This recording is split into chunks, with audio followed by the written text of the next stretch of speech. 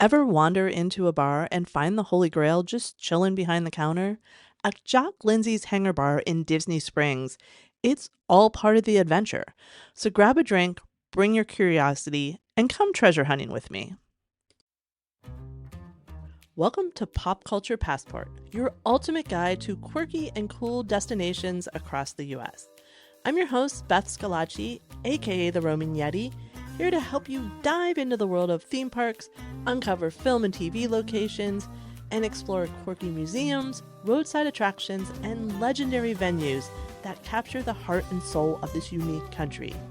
So grab your pop culture passport and let's discover destinations that resonate with your interest, not just with what's trending on social media. Are you ready? Let's roam! Welcome back. Today we're going treasure hunting. Not in the jungle, not even in a cave, but in a bar. Specifically, Jock Lindsey's Hangar Bar at Disney Springs. Now, you might walk past this spot thinking it's just another themed watering hole, but this one is loaded with Easter eggs, nods to Indy himself, Disney history, and some wildly clever Imagineering. So, my husband and I took on the challenge of tracking some of these Easter eggs down ourselves, turning a rainy, chilly Florida afternoon into a full on scavenger hunt. And today I'm sharing what we found and what you can look for on your next visit. So, who is Jock Lindsey? Well, if you've seen Raiders of the Lost Ark, you might remember the pilot who rescues Indy at the very beginning of the movie. Well, that's Jock Lindsey flying his plane, the OB-3PO, with his pet snake, Reggie, on board. And we all know Indy doesn't like snakes. And same, Indy, same. I don't either. But according to Disney lore, while helping Indy search for the Fountain of Youth, Jock fell in love with Florida, especially the clear blue waters of Disney Springs. So he opened his hangar turned bar right on the waterfront, and that's where we pick up on our adventure. When we visited this past January, the weather was not great. It was cold and rainy, so naturally, that's when we decided it would be the perfect time to explore every nook and cranny of Jock Lindsey's. We had a table, we had a drink, and we were on a mission. I'd pulled together a list of hidden details that I wanted to verify with my own eyes. And I'm so glad we did. Even better, a cast member caught me peeking into the lost and found and leaned in to whisper, "Looking for anything specific?" A moment later, we were deep into a conversation about artifacts and Clue, and I felt like I was now part of the story.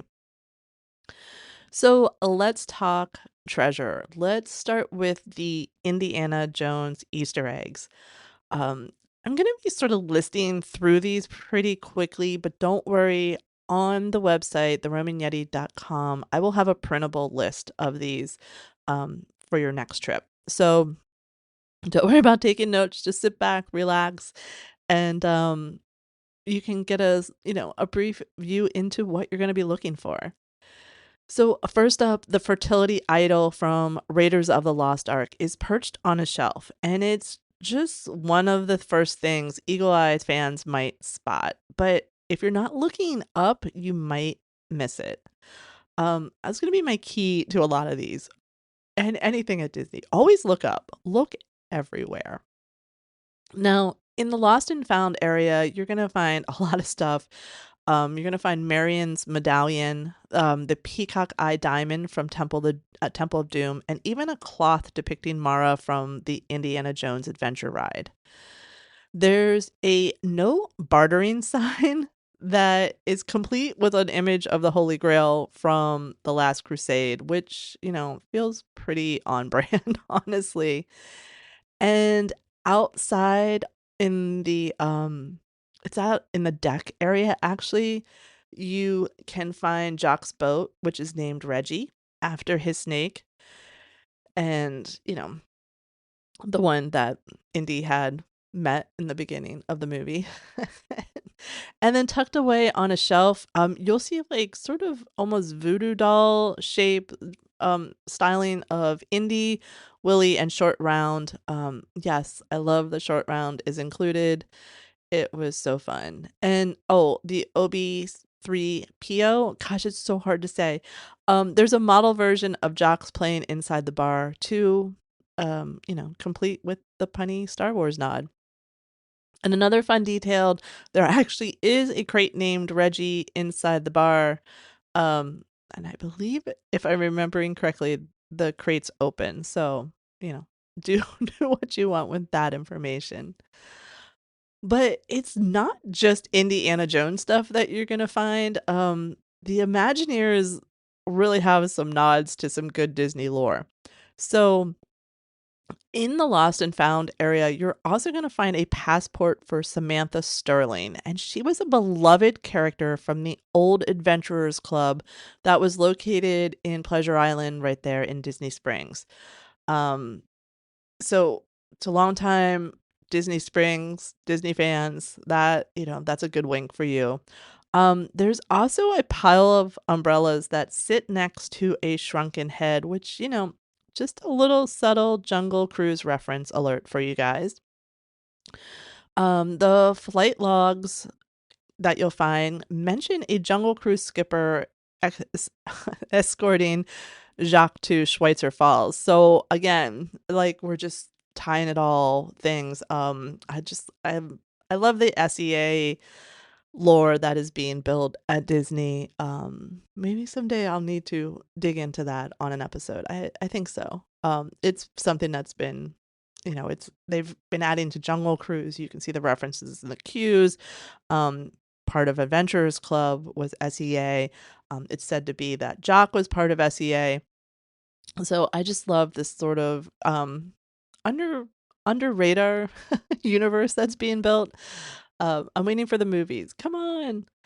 And then last in this group is there's a T-Rex tooth, and it has a note from SS, and it says, "Thanks for getting me off the island." Yeah, this hidden nod is for Jurassic Park and Fred Sorensen, the actor who actually played Jock and once actually rescued Spielberg from a hurricane.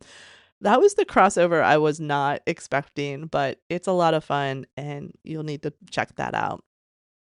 And again, there are some other deep cuts for other other fandoms.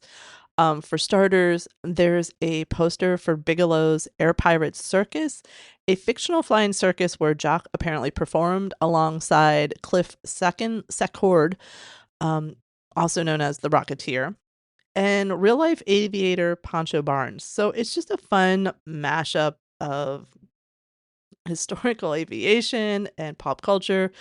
Um, just, right there for you to check. Hanging above you, you might spot salvage airplane pieces marked with the codes R20D2 and RXE24. If those look familiar, they should. They are sly references to R2D2 and RX24 from the Star Wars and Star Tours. And also tucked up in the metal signs is one of my favorites. It says the Iron Fireman, but the word fire is partially scratched out, leaving it to simply read Iron Man. A little Marvel love snuck into a 1930s aviation bar. Yes, that's the kind of cross universe detail that, makes me smile. And it's not just big references either. There are dozens of smaller personal Easter eggs that just show the Imagineers had a blast designing this place. So there is a Yakush, hope I'm saying that right, ice company sign established in 1938, and it ties back to another character from the Adventurers Club, a yak-like creature known as the Yakush. The kind of inside joke that people who miss a lot of those places from Pleasure Island, they're going to catch that and it's going to make them smile. And one more detail that I almost missed, there's a key collection in the Lost and Found, and they're tagged with the names of some well-known characters and historical figures alike. There is a Howard Stark, Howard Hughes, Bessie Coleman, Charles Lindbergh, And of course, Indiana Jones himself. It's like this secret hall of fame for pilots, explorers, and dreamers. It was just something charming about it, and each story behind it. And like I said, it was so much fun having a cast member over at the Lost and Found with me, sort of pointing things out and having a conversation in character, because that's how they are. It was a really fun day. But like I said, the scavenger hunt can be yours too. So even if you're stopping in for a drink or a quick snack, which I definitely recommend, they have good food there. Take a few minutes to just wander around the space, peek behind props, ask a cast member what is in the Lost and Found. You might stumble across a hidden gem or two that didn't even make it into my episode. There's so much. But if you want a full list of what I talked about today, I've got you covered. Head to theromanYeti.com, look for the post on this episode, and I will have a printable version for you. No newsletter sign up or anything. Love for you to sign up for the newsletter, but not necessary. Now, Jock Lindsey's, like I said, isn't just a bar. It's a treasure trove for fans of Disney, Indiana Jones, even aviation history and just pop culture. It's a place where the backstory matters just as much as the food and the drinks, and where your curiosity is actually sort of rewarded. Um, it's so interesting because people don't know all those Easter eggs are there, and they're gonna look at you a little strange until someone's gonna stop and ask you what you're doing, and then they're in. Like, it's so much fun. So next time you're at Disney Springs, don't just walk by. Step into that story. You never know, what you're gonna find, or who you might help find something else. But with that, we add another stamp to our pop culture passport. I hope that this episode inspires you to get out and explore all that is quirky and cool, even in your own backyard. Follow, download, and subscribe so you don't miss future episodes. Tell a friend and leave a review if you like what we're doing. It really helps the show to grow. You can also follow me on Instagram or Facebook. Just search for The Roaming Yeti. Keep roaming and finding your fun.